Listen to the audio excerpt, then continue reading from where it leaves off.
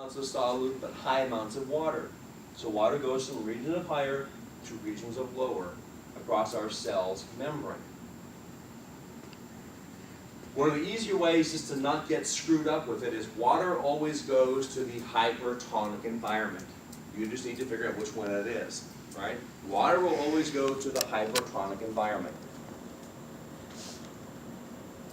Think of it as that if I make you a glass of lemonade, all right, nice big 16-ounce glass of lemonade, and I filled it up 2/3 with just pure lemon juice, and then you see, look at the face you're making already. You haven't even tasted it yet, right? She already knows this is not going to be good, right? So what are you going to do? If you have to drink it, what are you going to do? Add water and sugar. You're going to add water, right? Because there's more lemonade than there is water. You're going to dilute it.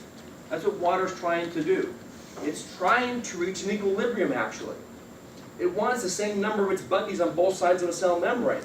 So wherever there's too much, you're going to go to a place where there's less of it and try and reach an equilibrium.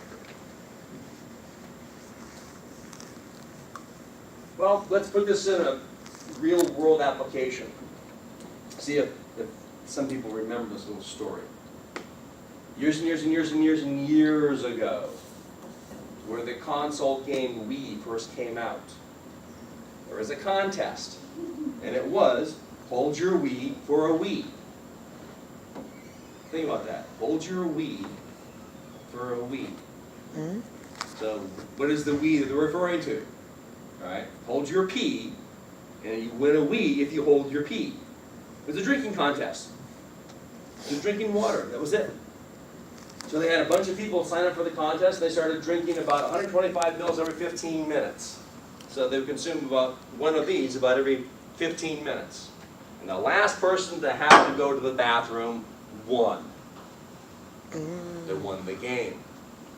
They lost their life. They died the next day. Whoa, what is it? Why? Okay. So this is you, right now. This is you. Your blood is isotonic. Same amounts of water inside as there is outside. Now, when you drink, you absorb the water, it goes into your bloodstream. So you start adding more water out here. Where's that water going to go? Because you're diluting your blood. It's going to go into the cell. And cells can only swell so much before they rupture. And if they rupture, you can't fix that. And once they start rupturing, it's like, the best analogy I have is to put a bag of popcorn in the microwave, put it on high, and then ask yourself the following question. Once I get into a good rhythm of popping, can I stop it right then and right there? Can I turn off the microwave and have it stop right then? No. It's going to keep popping, right? Because there's still heat inside the bag. Well, once she stopped drinking and they took her to the hospital, they can't stop it. She had an increase in blood volume, which was rupturing her capillaries. She was breathing cerebrally in her brain. They couldn't stop it. And all of her oxygen-carrying red blood cells were exploding right and left. So she was a hurting unit the minute she stopped drinking that water. That's because, right, you added water to an environment that has both dissolved solutes, right, and water. So what was the easy solution? Just have her drink an isotonic solution.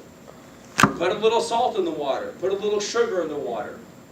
Put a little potassium. Put anything that adds solute to a pure solvent environment, and you'll make it less concentrated with water. So if they added 0.85% sodium to the water, her only big problem would be her bladder is this big. That's her only problem. And she would have lived because of it.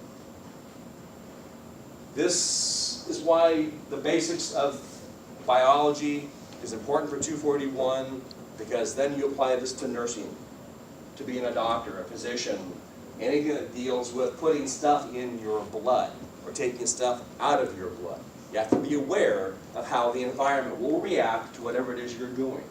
Kidney dialysis, taking diuretics, taking hydrators, whatever it is. You're messing with the balance of stuff in your blood. Too much of one thing and you're going to be in trouble. Not enough of something else, you're going to be in trouble as well. So that little happy thought Let's look at now the opposite of diffusion. So you have two major examples of diffusion. Pure diffusion, but they're simple and facilitated. And I've got osmosis. And both deal with spontaneous movement of stuff from regions of higher to regions of lower.